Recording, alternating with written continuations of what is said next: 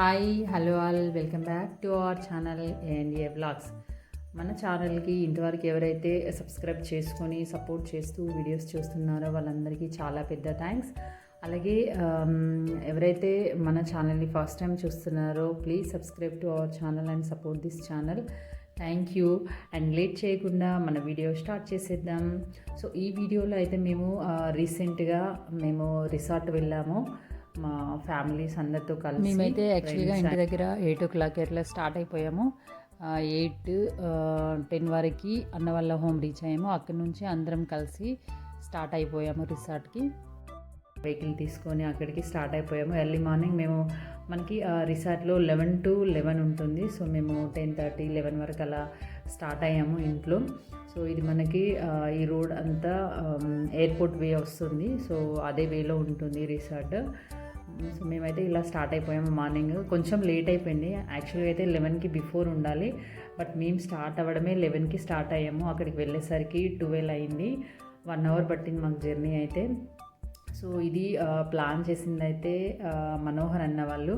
So first of all చాలా పెద్ద thanks to Manohar అన్న అండ్ నిత్య. అయితే వాళ్ళు ప్లాన్ చేసి మమ్మల్ని ఇన్వైట్ చేశారు అక్కడికి. సో మేము అక్కడికి రీచ్ అయ్యాక అందరం కలిసి వెహికల్లో అలా బయలుదేరిపోయాము రిసార్ట్కి. So first of all thanks to everyone. Charan అన్న అండ్ ఫ్యామిలీ, అచ్యుత్ అన్న, శ్రావణి, స్వాతి, బాలా అన్న, కిట్టు అన్న అండ్ సౌరభ్ అన్న, రూపాబావి అందరికీ పెద్ద థ్యాంక్స్. అలాగే రాజు తమ్ముడు, కిట్టు అన్న వీళ్ళందరికీ చాలా పెద్ద థ్యాంక్స్. చాలా క్వాలిటీ టైం స్పెండ్ చేసాము అక్కడ మేమైతే. రిసార్ట్ అయితే చాలా బాగుంది, చాలా నీట్గా ఉన్నది.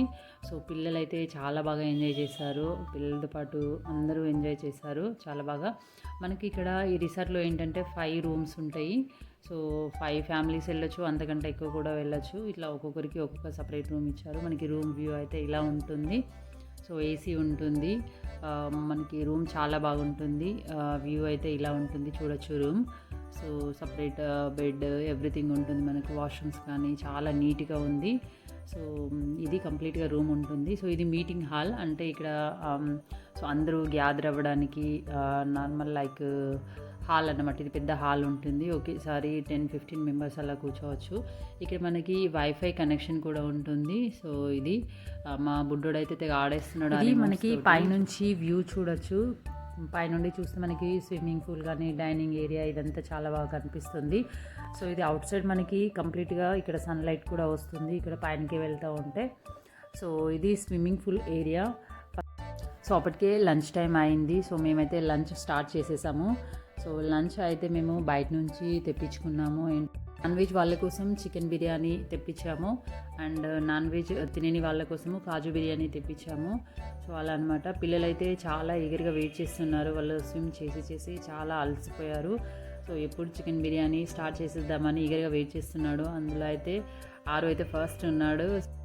లంచ్ అయితే చాలా క్వాలిటీ ఉన్నది లంచ్లో. సో క్వాలిటీ చాలా బాగా ఇచ్చారు వాళ్ళు మనకి. సో ఇది ఎక్కడ నుంచి తీసుకున్నామంటే అక్కడ మాకు దగ్గరలో ఉన్న రిసార్ట్కి దగ్గరలో ఉన్న రెస్టారెంట్ నుంచి తెప్పించుకున్నాము. నేమ్ అయితే తులిప్ గ్రాండ్ అని ఉంటుంది. సో ఫుడ్ అయితే చాలా చాలా బాగుంది. పిల్లలు కానీ మేము కానీ చాలా బాగా ఎంజాయ్ చేసాం. ఫుడ్ విషయంలో చాలా క్వాలిటీగా ఇచ్చారు ఫుడ్ అయితే. సో ఫైనల్గా అయితే అందరం ఇలా క్వాలిటీ టైం స్పెండ్ చేసాము. హోప్ ఈ వీడియో మీ అందరికీ నచ్చుతుంది అని అనుకుంటున్నాను. Thank you so much. Once again, thanks to everyone. And thank you all. Thank you so much. And we'll meet in our next video. Thank you. Bye-bye. So watch the video till the end. Bye-bye.